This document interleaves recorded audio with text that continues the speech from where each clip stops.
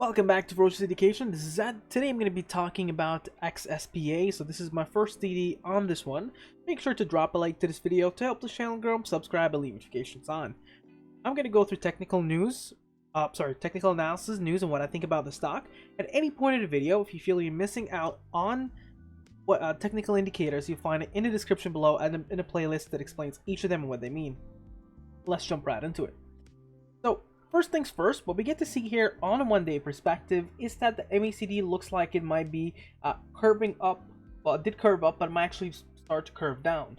Now, the last day has been a red ticker, and what you get to see is that it's actually curving a little bit down after volume has died out a little. Now, it did jump from $1.97 all the way to $2.89, so that is a massive jump in the recent days in this last week. So that is a good bullish indicator on a 1 week perspective. However, what we get to still see is that there is a little bit of resistance on this one. And that is seen by the ADX. The ADX here is not set to be at a level where a trend is starting. It's actually just on the level where it could potentially start a trend. William %R though puts this one on oversold, so that's a good news for us. Momentum is actually picking up. Unbalanced volume is a little bit sloppy, but a lot better than what it was before. Still negative. What you get to see on the moving averages, it is bearish with a chance of going bullish. So if it crosses above the 261, you can consider it bullish. Now, on the 1 hour perspective, what we get to see here is basically not much other than it being sloppy, and it has potential to support a trend going on towards green, towards early hours of Monday, but it doesn't give us much indication, especially since they put a split. A lot of these things get mixed up. We can get to see that MACD might actually go on towards positive on the 2 hour perspective, although it's still overbought.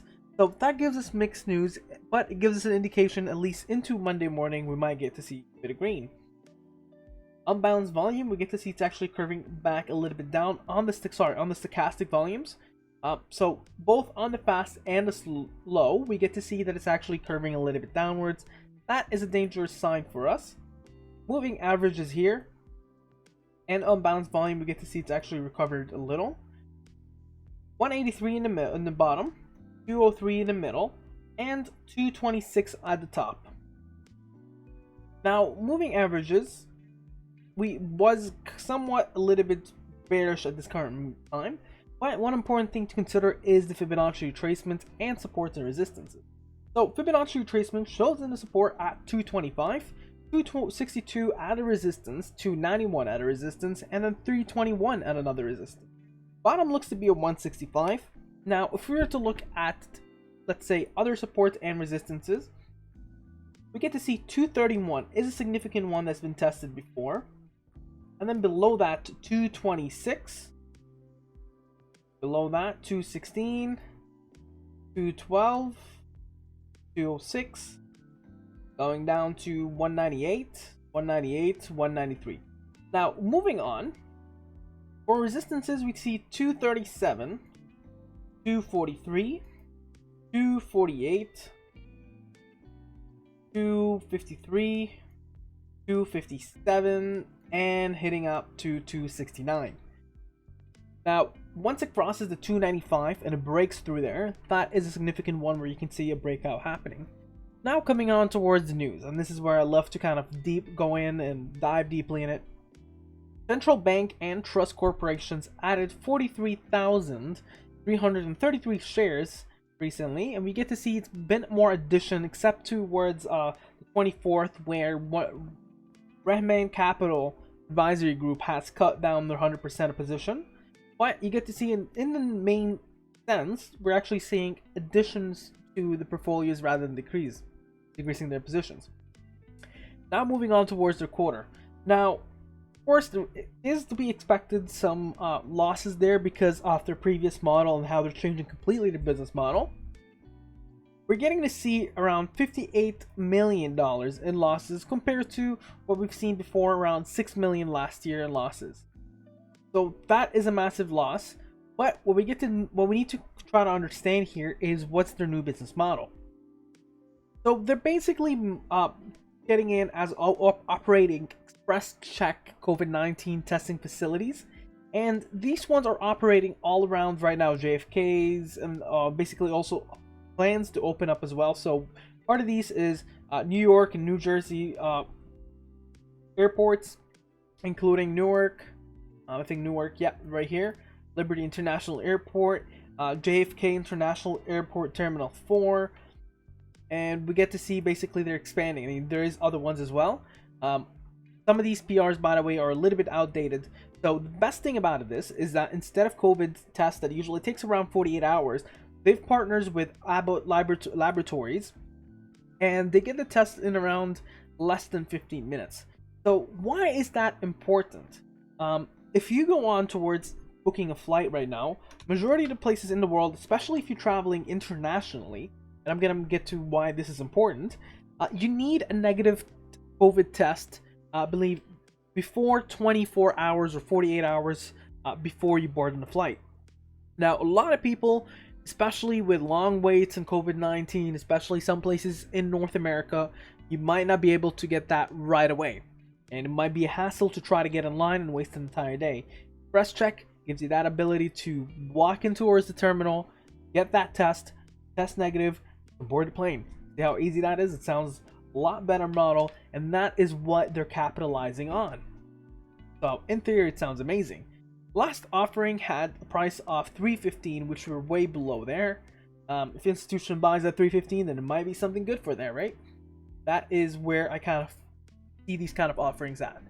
Currently, they have a vote happening on the 28th, and basically to elect Douglas Sandsman, Bruce, and Robert, Donald, Michael, and into the board of directors. They have as well an incentive plan for 2020 equity incentive plan. They have as well the Fredman LLP as their accounting firm. So basically, normal things, no red flags to be voted on. Next things next. Basically, in terms of their incentive plan, what they're trying to go for is reward people that are actually going on towards their long-term success.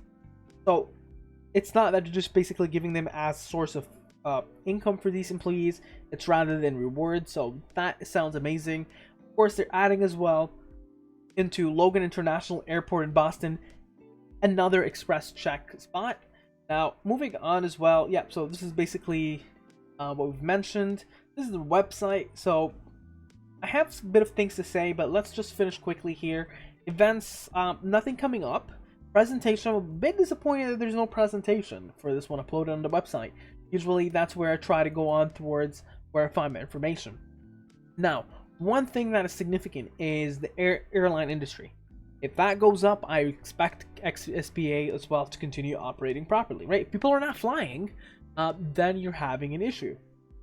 So what we get to see here is an air bridge between the US and UK is a bit hit, but it's actually going on towards planning to open an air bridge between London and New York in the next month, and the deadline timeline for this one is around November 26th of this year.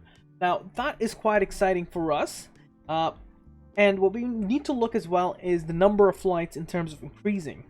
So that is quite important. What we're looking at here is the TSA checkpoint travel numbers in 2020 to 2019. Back into March, I believe it was all the way down to somewhere around 100,000. I believe it goes all the way to right here, 100,000.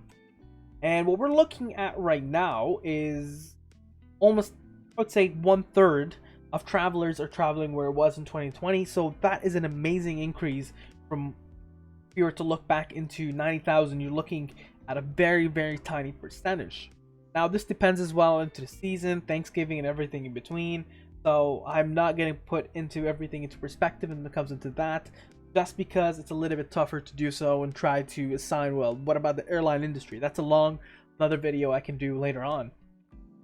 Now coming on towards where I think the stock will how this stock will perform in the future. Now, it looks like it actually might have bottomed up, and it looks like it's kind of forming a little bit of a bull flag. So we might get to see another attempt, especially with a lot of the PRs coming up, perhaps to hit the 327, 325 and above. Now, the next things, some things to be concerning about. So some concerning stuff is not limited to how the airline industry will perform. That's a big one. Second, when we're thinking about the long term, what's going to happen to these express check locations, right? COVID is hopefully is not going to be there forever, right? And we might actually end up with a vaccine if Trump actually goes through and finds it by the end of the year. Although a realistic time frame, let's say by end of 2021. So what will happen to express check by 2022, right? What is going to happen to these locations? Now, the positive thing about this, and this is the kind of the optimistic view of this company is that they were relentless, they were actually quiet to jump on to changing their entire business model because the original one got hit by COVID. And so I would love to kind of give my money to a company that is very relentless when it comes to making these kind of decisions and tries to jump on how do we survive, how do we keep this company going, how do we not go bankrupt. That is quite important for me. But at the same time, what are you putting your capital on? How are you gonna dissolve the kind of capital you put into building these express checks? And I know a lot of them are not very much of high technology or permanent locations. So it's good that they're actually getting money out of that, but at the same time, how will you benefit out of this other than just revenue? I mean, if you're considering that you're not profitable yet out of COVID testing, that might be a dangerous thing because you're just throwing out cash, right? Some things that can be changing to a long-term business model. That is some of the questions you have to ask yourself on whether you would want to get the risk or not. So there is a risk for that. There's always a risk with companies, and that's the risk with this one. Otherwise, it would be trading a lot higher. That is up to you to decide and try to think about, well, does this company's vision resonate with mine? That's all you have to ask. What do you think about the sticker? Make sure to mention down in the comments below. Share, subscribe, and like. You have a wonderful day.